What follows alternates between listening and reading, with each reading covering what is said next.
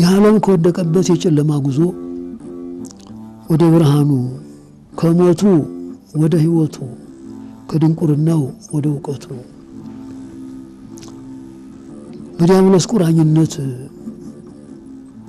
የተዘጋው ዓለም የተዘጋው አእምሮ የክርስቶስ ማደሪያ የመንፈስ ቅዱስ ቤት ይሆን ዘንድ ጌታችን ከመላት ወደ መወሰን ከርቀት ወደ ግዘፍ መጣ። በአዳም ፍቅር በአዳምና በልጆቹ ፍቅር አዳምና ልጆቹ በዲያብሎስ ተንኮል ከእግዚአብሔር አንድነት ተለይተው በጸበለስ ምክንያት ይችን ጸበለስ እንኳን ልትበሏት በእጃችሁ እንዳትነኳት በዓይናችሁም አትዩት ብሎ ትእዛዝ ሰጠ። ዛሬ ስንናገረው ቀላል ይመስላል ባለማወቃችን። ይሄ የፈጣሪ ትእዛዝ ነው። ሌላውን ሁሉ ሰጥቻለሁ፣ በሰማይ ሆነ በመሬት ያለው ዓለም ፍጥረት ሀብት ንብረት በሙሉ ያንተ ነው። ይቺ ግን ያንተና የኔ መታወቂያ ናት።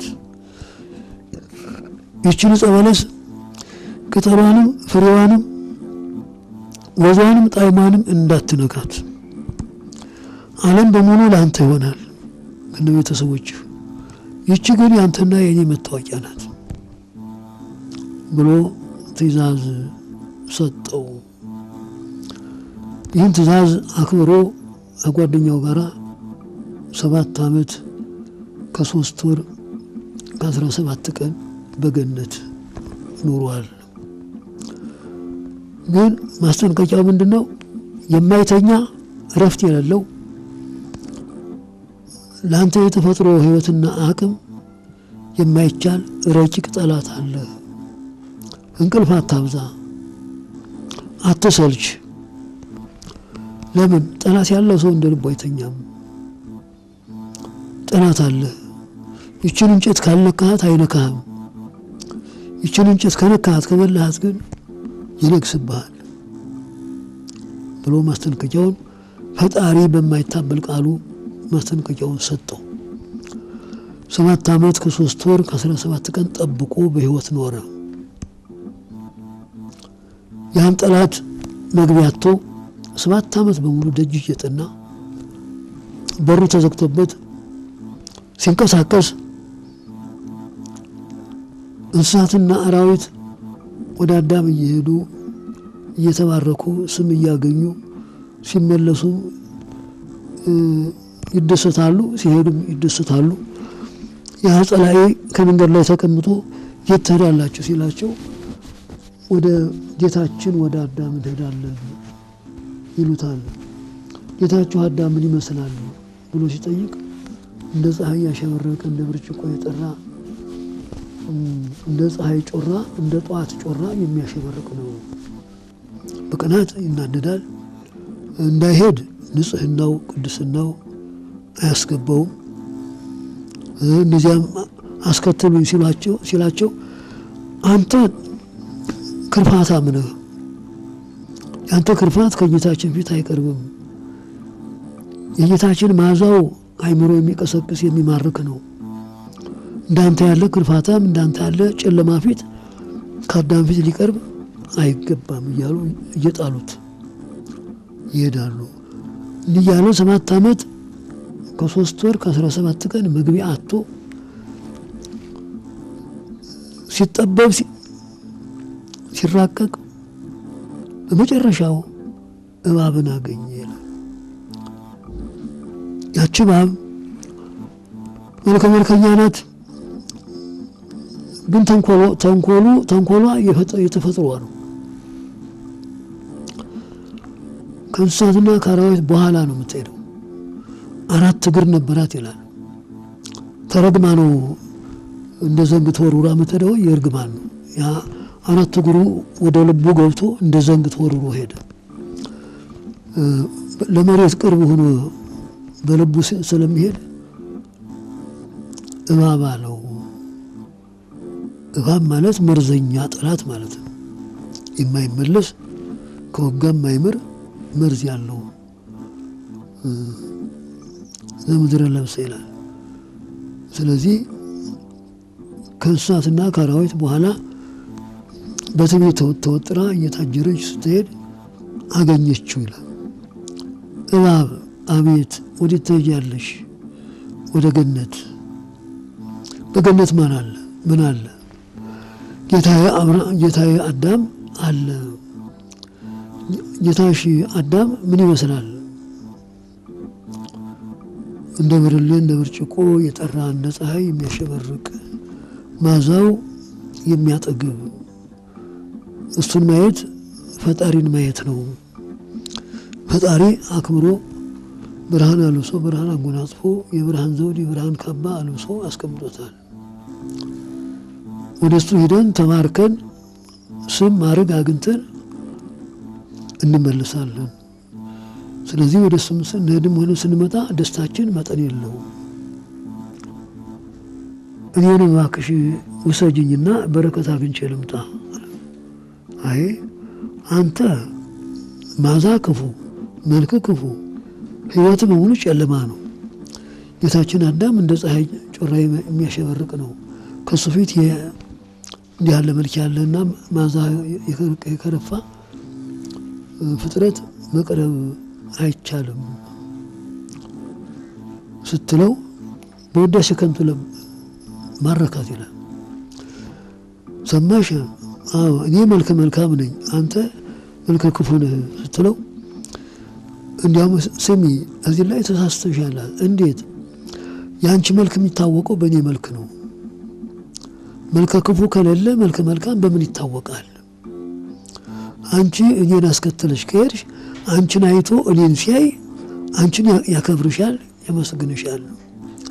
እኔ ከሌለሁ ብቻሽን ከሆንሽ ግን ማንን ከማን ያወዳድራል ሲላት በዚህ ውዳሴ ከንቱ ተጠልፋ አስከተለችው ይላል። እልፍ ብዙ መንገድ እንደሄዱ መርዙን ነዛባት ይላል። እባብ አቤት ይሄ ገነት ጎዳና ወጣ ገባ ነው። አባጣ ጎባጣ አቀበት ቁልቁለት ስለሆነ እንወቅበት። እንዴት እናድርግ? እኔ አሁን አንቺን እኔ ልሸከምሽ፣ አንቺን እኔ ልሸከምሽና መንገድ እንሄድ። ሲደክመኝ ትወርጃለሽ፣ ፈንታሽ ደግሞ አንቺ እኔን ትሸከምኛለሽ። እሺ ብላ እና ትለዋለች። እሷን ተሸክሟት ፈቃዱን ተቀበለችው። ስላወቀ አታልላት ቀረበችው፣ ተሸከማት። እሱ ተሸክሟት ብዙ መንገድ ብዙ አቀበት ቁልቁለት ይዟት ሄደ። ወደ ገነት ሊደርሱ ትንሽ ሲቀር እንከሰ መጽሐፍ ፍዳ ተማሪው እንግዲህ ወዲህ እኔ ደከመኝ፣ አንቺም ከኔ ትከሻ ውረጅ፣ ፈንታሽን ደግሞ አንቺ ዘይኝ ሲላት እሺ ብላ ወረደች። ና ብላ ጎንበስ ብላ እሱን ተሸክመው መንገድ ከዚህ እንደመሩ ነው የሄዱት።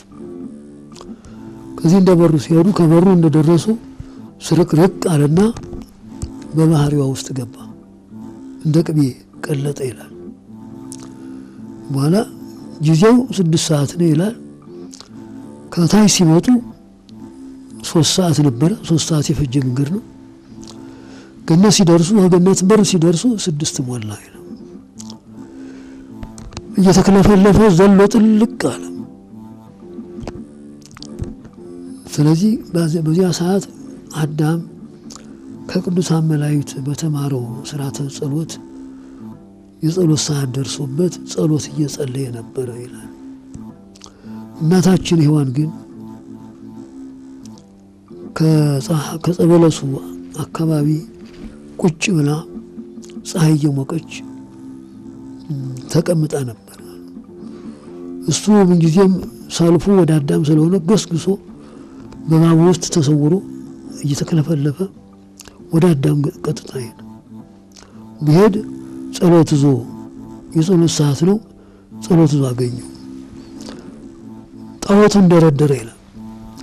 ሰላም ለከ ኦ አዳም ንጉሠ ሰማይ ወምድር፣ የሰማይና የምድር ገዥ አዳም ሆይ እንደምን አለህ? ሰላምታ ላንተ ይገባሃል ሲለው አዳም አልተቀበለውም። ፍለጥ አርዌ ምድር፣ አንተ የምድር እባብ ለይተህ ተናገር። እኔ የዚህ ዓለም የኃላፊው ዓለም ገዥ ነኝ እንጂ የሰማይ ገዥማ እግዚአብሔር ነው። ያለ ቦታዬ ያለ ስሜ እንዴት ትጠረኛለህ ብሎ ሐሳቡን በሐሳቡ ስለነቀፈው አለመቀበሉን አይቶ አዳምን ትቶ ወደ ሔዋን ዞር አለ። ወደ እሷ ቢሄድ እግሯን ዘርግታ ፀሐይ የሞቀች አገኛት ይላል። በአዳም የቃጣውን በእሷም ላይ ቃጣ ይላል።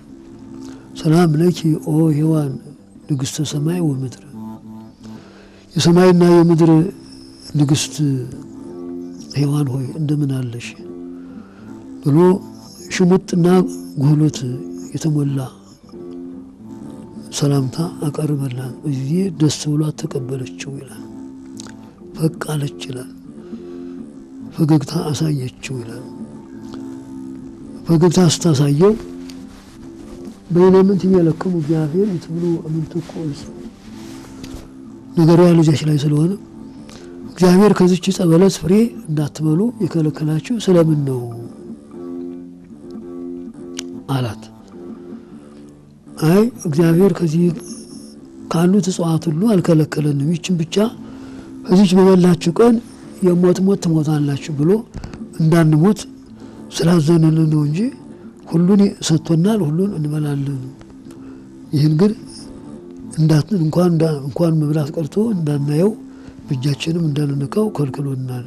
ከዚች ጸበለስ በበላችሁ ቀን ዓይናችሁ ስለሚበራ ክፉና በጎም ስለምትለዩ በስልጣንም በሕይወትም በእውቀትም ከእግዚአብሔር በላይ እንድትሆኑ ስላወቀ እንዳትበሏት ከልክሏቸዋል እንጂ እግዚአብሔር ተሰውሮት አይደለም፣ አውቆ ነው። እናንተ እንዳታርጉና እንዳትከብሩ ስለፈለገ ነው እንዴ? አዎ። ምን ይሻላል ታዲያ? ቆርጦ መብላት ነው። ጠላት የሚመክር ገልብጦ ነው። በትክክል አይናገርም፣ በስተጀርባ ነው የሚናገረው። ቸኩላ ቆርጣ ልትበላ ፈልግቻ አቆራረጡ እንደሱ አይደለም። ታዲያ ጓደኛሽን ጥሪውና አንድ ላይ ነው የምትበሉት። እሷ ተቀድማ በልታ የእሷ ክብር ሲገፈፍ አይቶ እሱ ይቀርብኛል፣ አንድ ላይ የሆነ እንደው አንድ ላይ ይወድቃሉ ብሎ አንዱ የተቀዳደመ ነው፣ አንዱ ሲወርቅ አንዱ ይተርፍብኛል ብሎ ሁሉንም አንድ ሰዓት ለመጣል ቆርጠሽ አዘጋጅተሽ ታበቂ ለሱ በቀኝ እጅሽ አጉርሽው፣ ላንቺ በግራ እጅሽ ጉረሽ፣ ሁላችሁም አንድ ላይ እንድትከብሩ፣ ሁላችሁም አንድ ላይ እንድትወርቁ ማለት ነው። ጠላት የሚመክር ገልብጦ ነው። ብርሃኑን ጨለማ፣ ሞቱን ሕይወት፣ መርዙን ጣፋጭ አስመስሎ ነው የሚመክር። ዛሬ የሚሰው ልጅ እንደዚህ ነው። ሄሮችና ጸሎት እየጸለየ ነበር። ጸሎቱን አቋርጣ ጠራችው። እሱም አትለያ ተብሏልና ፍቅርም ስላለው ና ስትለው ተከትሎ እሷን ሄደ። ያን እንጨት ቆረጠች። ወዲያው ቸኩላ እሱ ቀና ብሎ አየው። ስትነግረው አይምሮ ወደዚያ ተሳበ ይላል። እዚያ በፊት ግን አይመለከተውም ነበር በሕይወት ሳለ። ያቺ ክፉ ቀን ናት። ክፉ ቀን ለማለፍ ዛሬም ቢሆን መታገል ያስፈልጋል። እለት ክፉ ቀን አለ፣ መልካም ቀን አለ። የሰው ልጅ የሚወድቅበትን ነገር አይታወቅም። ዘመናችንም የጨለማ ጉዞ ነው፣ የመከራ ጊዜ ነው። ስለዚህ ከአዳምና ከሔዋን የምንማረው ብዙ ነገር ነው። እኛ በቀላል ነገር እንመለከተው ይሆናል።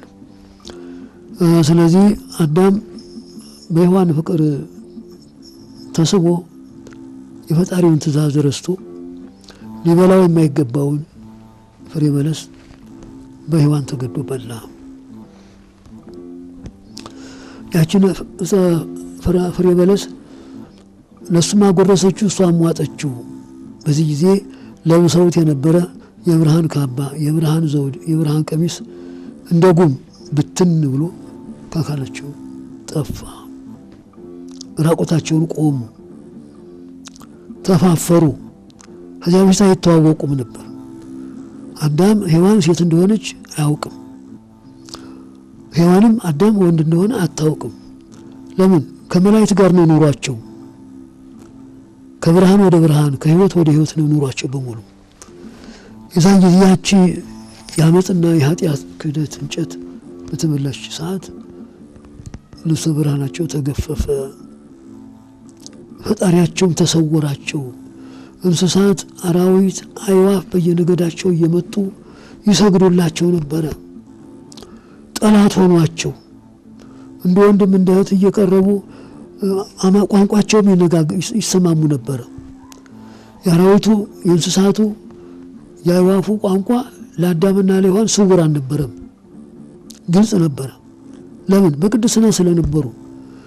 ያችን እንጨት ፍሬ ከበሉባት ሰከንድ ጀምሮ ግን አራዊትም ሄዱ፣ እንስሳትም ሄዱ፣ አዕዋፍም ሄዱ። አዳምና ሔዋን ብቻቸውን ቀሩ። ተመልሰው ጠላት ሆኗቸው፣ ግማሹ በክንፉ ግማሹ በእግሩ በዚህ በሚለቅምበት በአፉም ይወጋቸው ጀመር። ያ ጠላት ዲያብሎስ እንደ መስከረም ጥጃ ዘለለ፣ ተደሰተ። ለምን?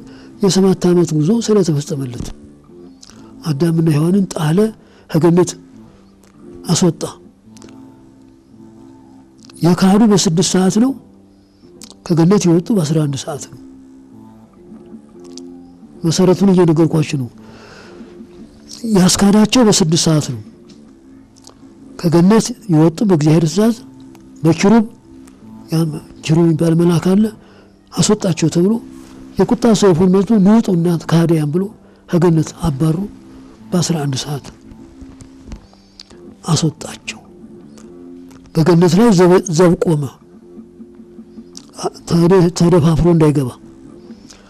ከዚያ ጊዜ ጀምሮ እንግዲህ 5500 ዘመን አዳምና ሔዋን ከፈጣሪ ተለይተው በዲያብሎስ ቁራኝነት፣ በዲያብሎስ ስልጣን አገዛዝ ስር በስጋም በነፍስም በህይወትም በሞትም የዲያብሎስ አሽከር ሆነው የኃጢአት መዝገብ ሆነው ተማርከው ኖረዋል። አምላክ ሲሆን እንዴት ሞተ? ፈጣሪ ሲሆን በዓለም ላይ ሊገለጥ እንዲቻለ?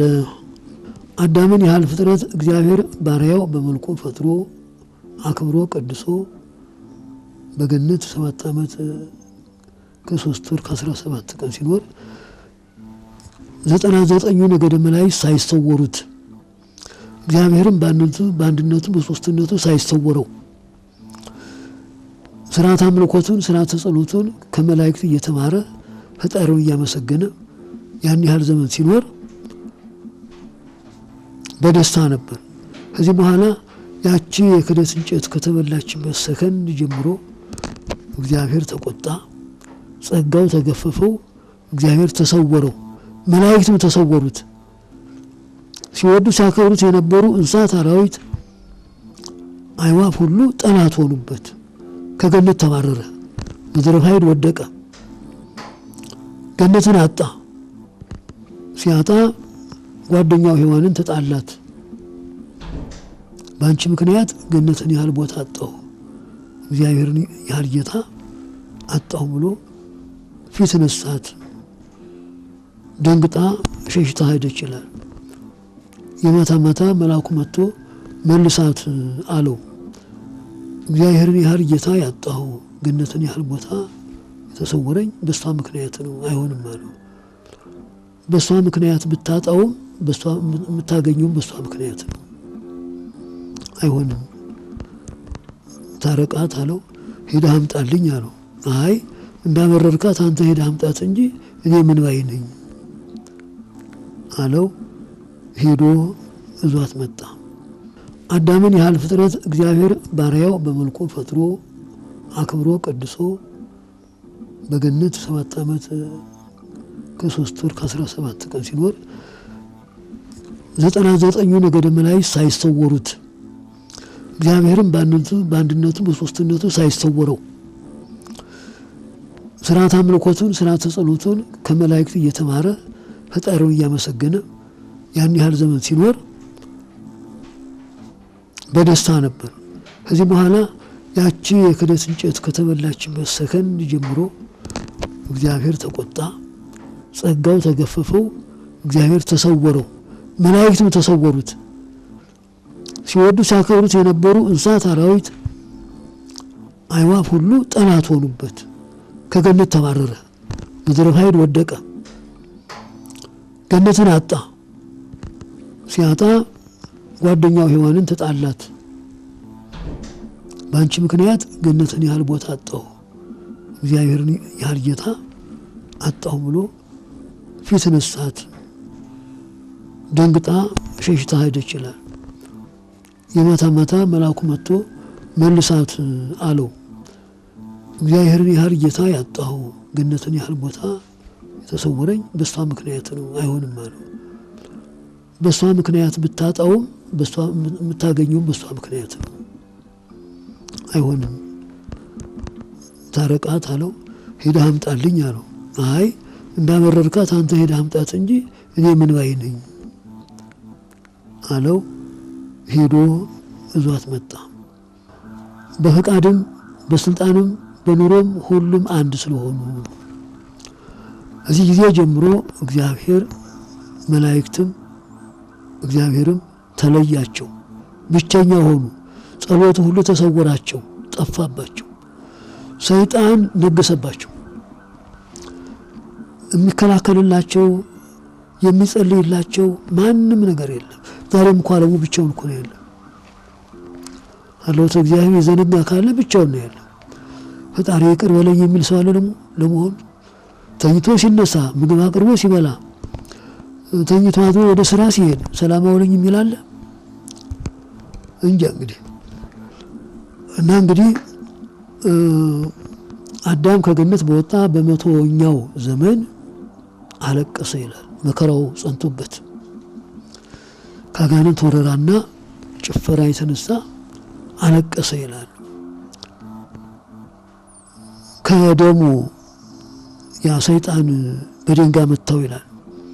ከፈሰሰው ደሙ አንስቶ ከገነት ፍሬ ወፎች አምጥተውለት ያንን ለውሶ መስዋዕት አቀረበ ይላል።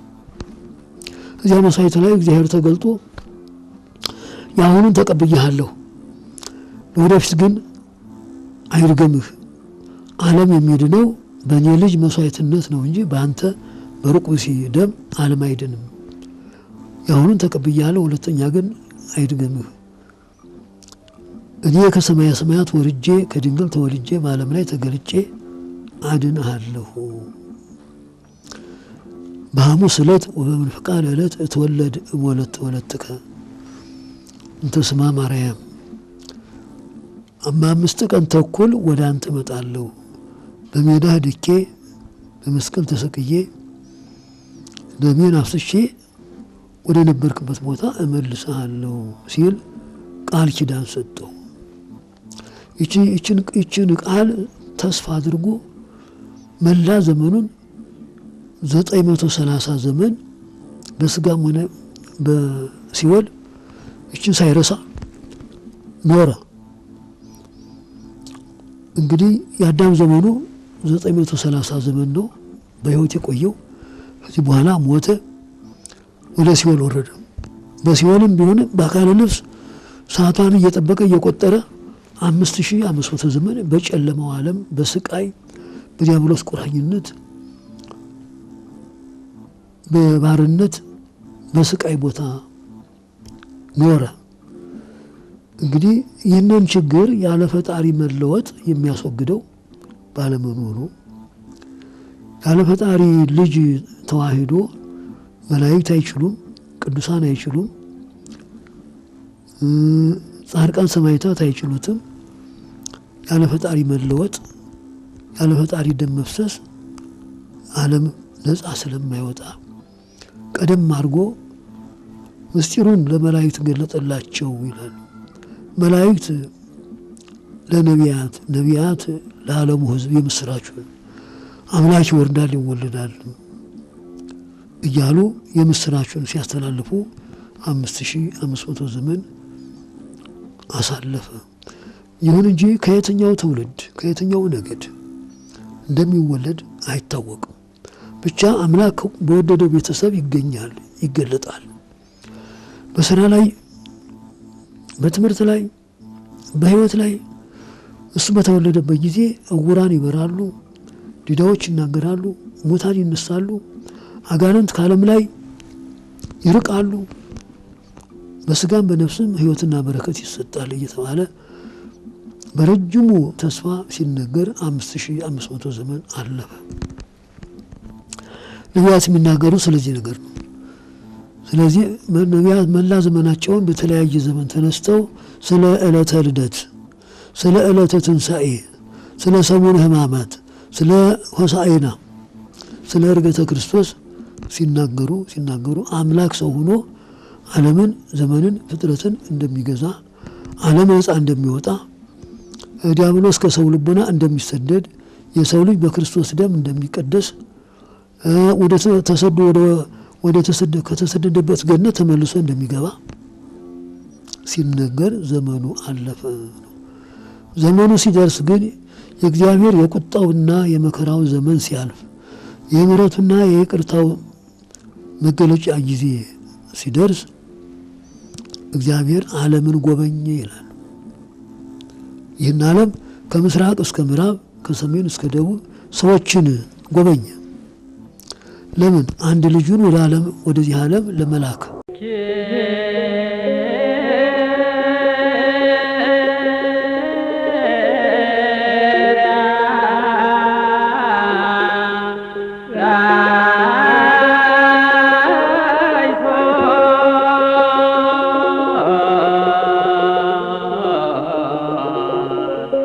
Yeah.